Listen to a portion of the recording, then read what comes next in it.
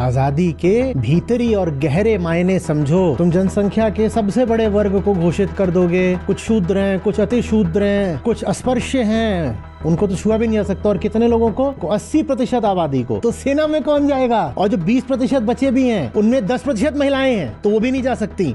तो तुम्हारी सेना में के लिए बचा ही कौन? ब्राह्मणों को तुमने वैसे ही कह दिया ये नहीं जाएंगे, वो अपना पोथा लेके बैठ गए। वैश्यों को बोल दिया कि तुम तो जाके व्यापार करो। सेना तुम्हारी कितनी बड़ी बची? हमारी जो वर्ण व्यवस्था चली उसमें, जिन्हें हम शूद्र कहा गया है ना, वर्ण व्यवस्था में 50% है भारतीय आबादी के, ज्यादा 50% है, 55% है, 55%, जिनको आधुनिक भाषा में ओबीसी बोलते हैं। उसके बाद नंबर आता है SC STs का, जो 20% है या उससे ज्यादा ही है। थोड़े हुई ही नहीं जातिगत जनगणना 1931 के बाद से, तो पता नहीं, ये 1931 के आंकड़े हैं। उसके बाद से जो ग्रोथ रेट रहा है, वो जो जितने ज्यादा अशिक्षित और जितने गरीब रहे बेचारे, उनका और ज्यादा रहा है, तो 20 से बढ़ के 25 ही हो गया होगा।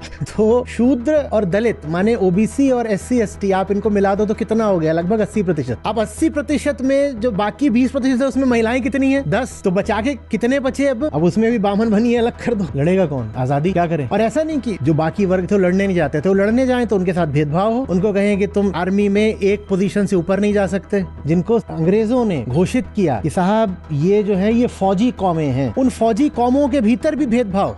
ये जो है ये मिलिट्री रेसेस बोलते थे उनको, ये फौज में जा सकते हैं। तो उनमें सिख भी आते थे। अब सिखों में मजहबी सिख होते हैं, मजहबी सिख जानते हो, जिनको बड़े सम्मान से, बड़े प्रेम से आखिरी गुरु साहब ने स्वीकार किया था कि तुम भी सिखो। लेकिन वो आते थे हिंदुओं में, निम्न वर्ण उससे आते थे, लेकिन सिखों ने उनको स्वीकार नहीं किया। तो सिख रेजिमेंट बना करें, उनमें वो उनको बोल दो, उनको अंग्रेजों ने कहा अच्छा आओ तुम भी तो सिखी हो। तो बाकी सब जो थोड़े जो उच्च कुलीन सिख हैं, जैसे जाट सिख, वो बोल दे कि नहीं तुम ना, बस जब हमारी फौज चलेगी तो तुम आगे रोड बनाने का काम करना या तुम पानी पिलाने का काम करना। अब कितनी ताकत रह जाएगी फौज में? और वही बंदा अगर पाला बदल के अंग्रेजों के यहाँ चला जाए तो ऊंचा अफसर बन सकता है अपनी प्रतिभा के दम पर। तो बताओ वो पाला बदलेगा कि नहीं बदलेगा? आजादी थोड़ी गहरी और पेचीदा चीज है, उसको बाल कथा मत बना लो। उसकी न्यूएंसेस में, उसकी बारीकियों में प्रवेश करो और समझो कि असली बात क्या है। पहले भीतर से आजाद होना पड़ता है, फिर बाहर के सब दुश्मनों को खदेड़ा जा सकता है। दुर्योधन को हराया जा सके, इसके लिए पहले अर्जुन के भीतर से सारे भ्रम हटाए गए, फिर दुर्योधन को हराना मुश्किल नहीं था। जब तक हमारा राष्ट्रीय चित्त भ्रमित रहेगा, तब तक हम नहीं कह सकते कि हम समग्र रूप से स्वतंत्र हैं।